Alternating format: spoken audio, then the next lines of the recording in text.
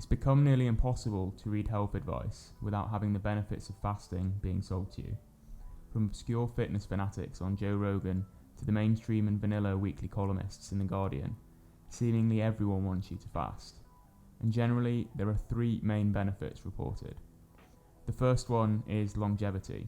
There's a number of studies showing that fasting reduces risk factors for aging or aging-related diseases such as high cholesterol, high BMI, or increased blood pressure.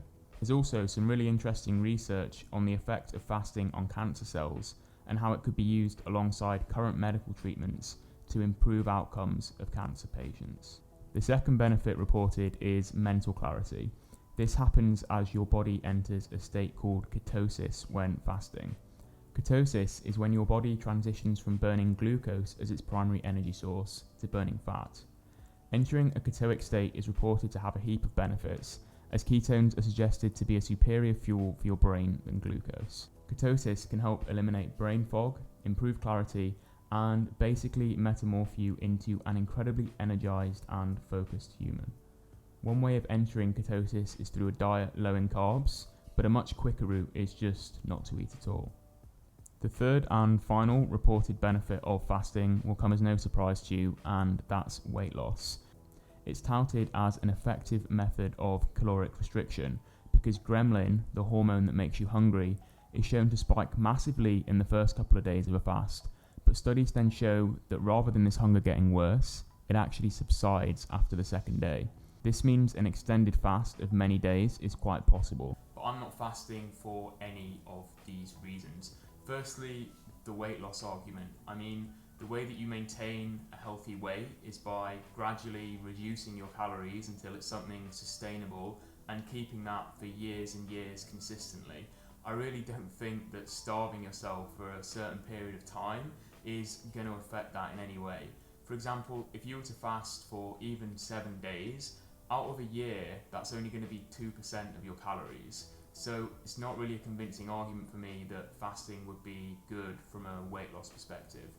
When talking about longevity, if you actually look into the studies, what they're actually saying is if you fast, there is maybe a lower risk that you might get some certain diseases that contribute to death, such as heart disease or cancer. But this doesn't necessarily say that you're going to live longer, and if you have a healthy diet anyway and are mitigating against these risks, I don't necessarily think that argument is convincing. Plus, 5 more years of life, does it really make that much difference? When you're 90 years old, it's probably not going to be the most exciting time to be alive anyway.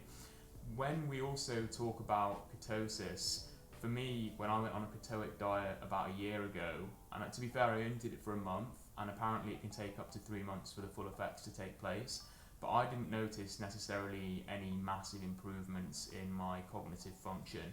I was maybe slightly more alert for certain stages of the day, but generally didn't affect me too much. So I guess you're wondering why I would even bother considering fasting, and the answer is simple. It's to become a bit more anti-fragile.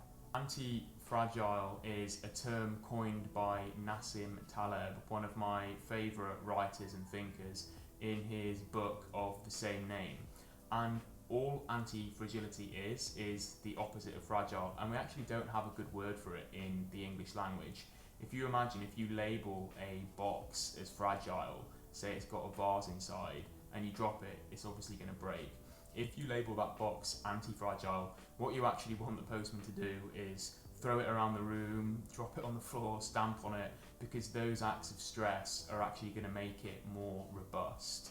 Now, there's no real known inorganic compounds that exhibit anti-fragility. There's some rare examples of carbon nanotubes which seem to respond well to stress, but organic systems actually respond really well to stress. If you imagine when you go to the gym and you're working out, what are you doing? You're putting your body under tension, and then your body is overcompensating for that tension by getting stronger. And what Taleb argues is that we should be, throughout our lives, constantly putting ourselves into periods of acute stress. Now, this is different from chronic stress. Chronic stress is, for example, you're a lawyer and you hate your job and you're really pressured and you've been doing it for 10 years and cannot see a way out. and that affects all your hormones and is in no way healthy. But acute stress, something that's a short period of time that you're going to get over and then have ample time to recover, is something that he thinks is really important to encourage robustness in our lives. So that's why I decided to fast, and now you're going to have the pleasure of seeing me suffer through the next 4 days. On day one, to begin with, not too much changed. As I usually don't eat till around lunchtime anyway, the morning went by without much consequence. But towards the end of the day, I got pretty hungry, and by the afternoon, things really weren't looking too great. It's been about 22 hours since I last ate. It's 5 p.m. now, and coffee and water. These are going to be the only things sustaining me now for the next few days. I just feel hungry. There's no benefits, there's no clarity, there's no gratitude for having food even. It's just a quite annoying pain. Fun times, and still a way to go, but we'll see what happens. I remembered an idea I heard ages ago about how the root of all addiction was in trying to escape something, and that by embracing the feeling that usually leads us to addictive behaviour, we can actually do a decent job in overcoming it. I did find that when I meditated and just placed my awareness on the hunger, it really helped to alleviate it. The second day, did not sleep at all well last night. Really struggled with even just like resting my mind. But the day goes on, got my coffee, and just time to head to my desk, log on and grind it out. I'm not sure why fasting seemed to affect my sleep so much, but I do have a couple of admittedly very bro-sciencey theories. The first one is based on Pavlov's dog.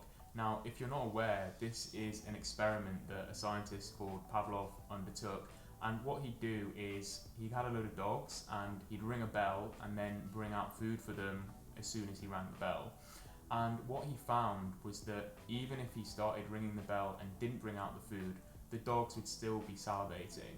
The idea behind this is that an external trigger, in this case the ringing the bell, can initiate an internal response for something. So the dogs heard the bell, they were expecting the food, and therefore they got hungry and started salivating.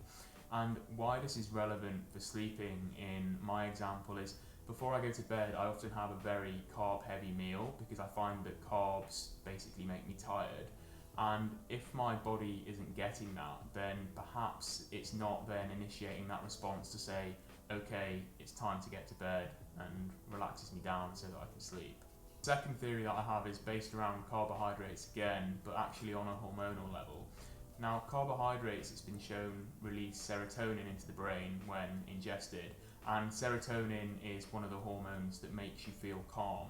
So potentially that could be something that's stopping me from sleeping because I'm not eating and the carbohydrates aren't making me feel calm.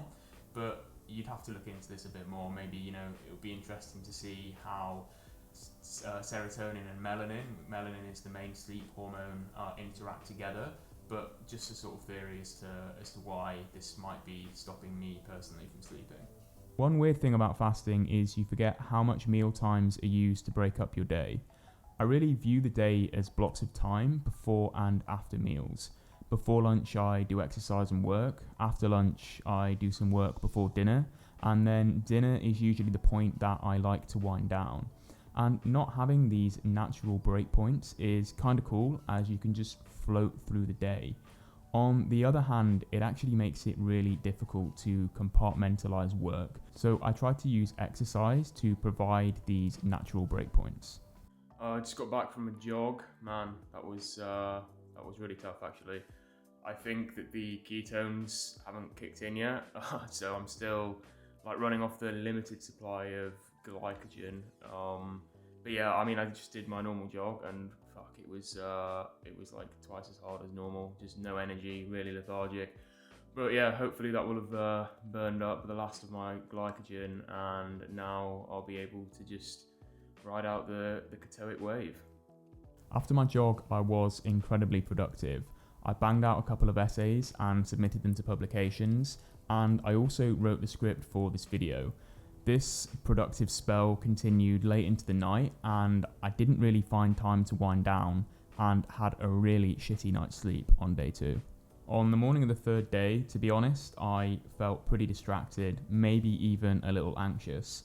One of the articles that I wrote the day before was approved for a large publication, and whereas that'd usually get me excited, the excitement almost felt a little bit overwhelming, to the point where I really couldn't focus on performing the required edits.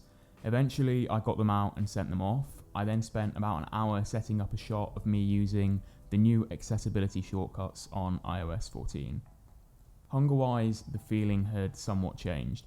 It wasn't traditional hunger, it just more felt like an empty pit in my stomach, but without being painful. Sort of like an awareness that I should eat, but not too distracting. Towards the afternoon, I got into a real slumber. Now, previously, running had worked quite well to get me out of the slumber and put me into an energetic state, but the results were not great. Man, like halfway through my run, just having to give up and lie down on the fucking grass because this is so hard. I feel like I just have no glycogen or energy. Yeah, it's not easy. On the 4th day, I arose with optimism and excitement. Today was the day that I was going to eat. The morning was decently productive, but unremarkable, until I opened up YouTube for a break and found myself in a bad place.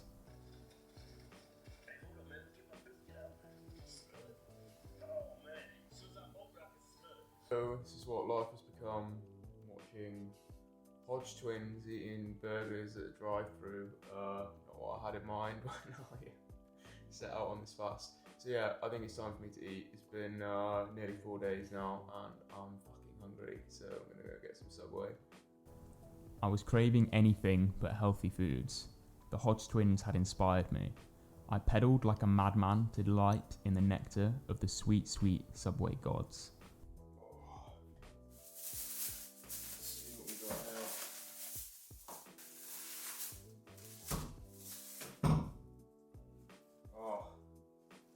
Footlong daddy. Oh god, this is gonna be so good. Chippos, oh, extra greasy. Fuck.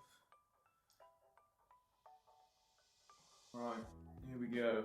Man, it's gonna be good. I'm gonna just take a moment to...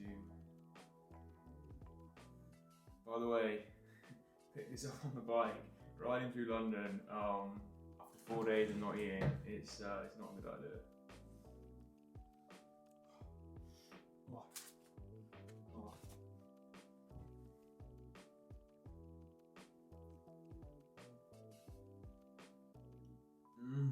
Oh.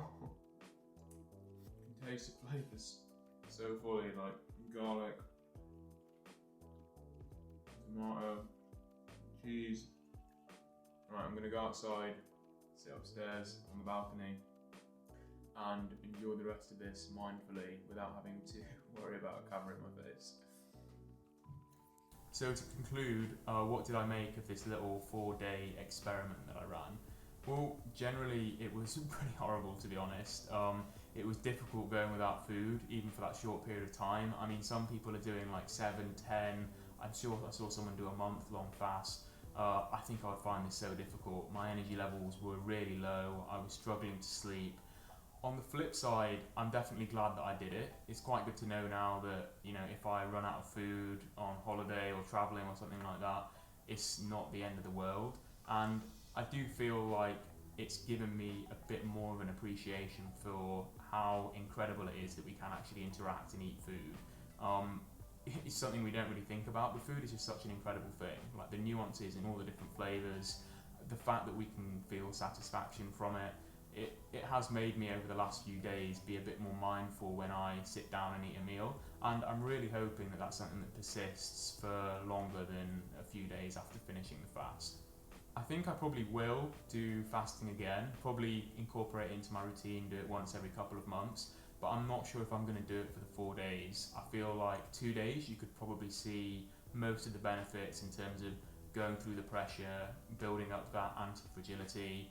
while not necessarily having all of the downsides like I did with the lack of the sleep and low energy. So if you're looking to consider a fast, maybe I'd recommend just trying it for a couple of days before you jump into the full 4 or 5 day fast. Interestingly, regarding my weight, I did lose a significant amount of weight obviously while doing the fast. I think I lost about 3 kilos. Now it's 3 days after and I'm only a kilo less than what I was before I started. Basically, I've just massively refed since finishing. I was so hungry. After I smashed that Subway, I then had a steak sandwich. The next day I ate 3 meals rather than 2 and snacked quite a bit in between. So my body definitely went into a mode of refeeding and replenishing itself. So sort of validates the theory that I had, I guess, that if you're considering this for weight loss purposes, really don't think it's going to be effective. Thanks a lot for making it to the end of the video. I hope you found it helpful in some way. If you've tried a fast and had different experiences to me, because I think that this is probably a very individual experience, I'd love to know, so let me know in the comments. If you like the video, you can subscribe. I'm probably going to be doing more of these experimental type of videos.